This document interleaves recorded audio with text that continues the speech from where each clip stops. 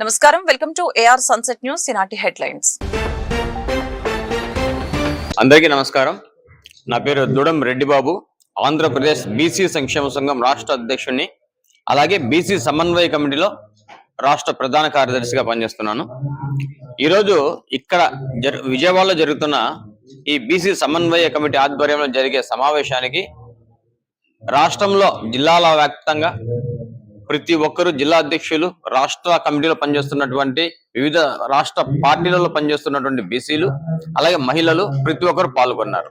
అయితే ఈ సమన్వయ కమిటీ ఆధ్వర్యంలో ఈరోజు ఈ సమావేశం ఎందుకు అంటే, బీసీలకు స్వతంత్రం వచ్చి 76 సంవత్సరాలు దాటిపోతున్నా కూడా ఇప్పటి వరకు రిజర్వేషన్లు అందలేదు, అందిన అరకొర.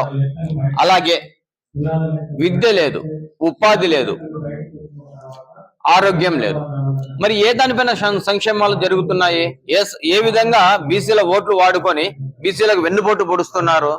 ఏ రాజకీయ పార్టీలైనా కూడా బీసీలకు ఓటు వరకు వాడుకొని, ఓటు బ్యాంకుగా వాడుకొని, వాళ్ళ ఓటుతో వీళ్ళు అధికారాన్ని పొంది.